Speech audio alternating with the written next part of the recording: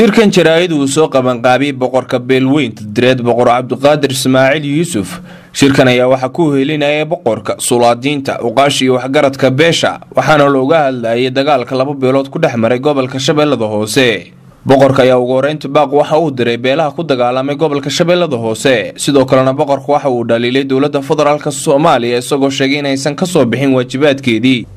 marka ugu horeysa aad baan u dhaleecaynaya dagaal ummad walaal ah oo Soomaaliyeed ay iskaga hor imanayaan dagaalada maanta gobolada Shabeellaha Hoose ay ku soo qaadeen habar gidir iska moosa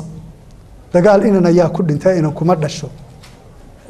waxaan leeyahay dagaal guud ahaan beelaha hawiye inay iska moosaan inta aanu gaadhin dagaalkuna ku ekaan maayo habar gidir iyo biyamaal uu fidi doona hadii uu sii socdo marka waxaan leeyahay dagaaladaas dhaqso ah loo joojiyo waxaan halkan fariin uga gudbinayaa dawladdu way ku fashilantay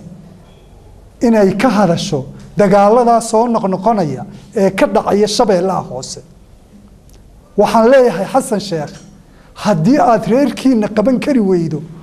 oo reerkiina aad ku tixgelin waayaan madaxweynenimadaada iyo waxa ummadda Soomaaliyeed ay kugu sharaftay oo dhan reer kale oo Soomaaliyeedna madaxweyne u noqonaysa dhibta iyo dagaalka meesha ka jira lama oran karo xataa beela isku haya waxa lagu dagaalamayaa waa shaatigii dawladda waxa lagu dagaalamayaa waa qorigii dawladda iyo ciidankii dawladda ayaa lagu dagaalamayaa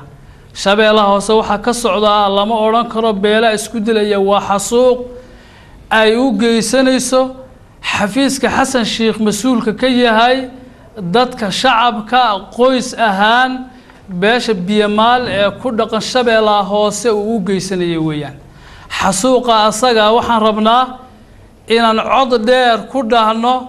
xasuuqa halka ka jira wax loo dul qaadan kara ma haddii ay noqoto in Soomaaliya ay ka soo baxdo dagaalo sokeeye ay ka soo baxdo dagaalo